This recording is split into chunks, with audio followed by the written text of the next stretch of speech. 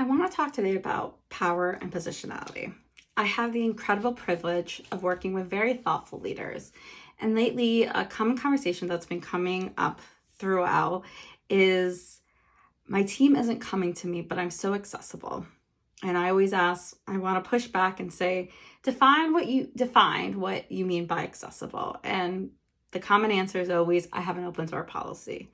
AKA, if they work in person, if my door is open, just walk on in. If it's remote, if I'm not in a Zoom meeting, just Zoom me in.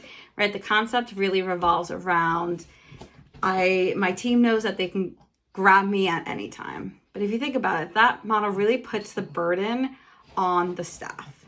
They are the ones that have to find their supervisor to have a conversation with them.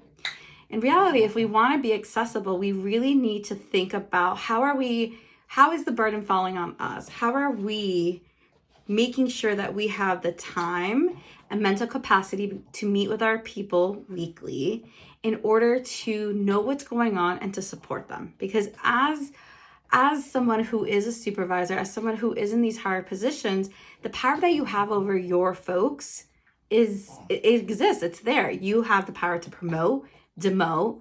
You have the power to fire, hire. You have the power to speak their names in rooms that they're not in, both good and bad. You have the ability when you're in cross-department meetings, cross-org meetings to say, oh my God, Susie Q is awesome in communications. This would be a great opportunity for them to grow. You have that opportunity to do that. You have so much power to help them grow in their career or to keep them stuck in their career. And they know that. And it is not their job to tell you what past traumas they've had. They are allowed to have boundaries. It is your job as a supervisor to go to them, have weekly one-on-ones with agendas, to know what their workload is in order to advocate for them, be able to support them, and not have them have to question, is this really easy? Should I need their support? Should I not? What if it's so easy that they're going to think I can't handle the challenge? And if you're rolling your eyes thinking that is so many meetings, then I want to challenge you to really think about the fact that you're not accessible, because if someone were to walk in, that's a meeting that you weren't planned for.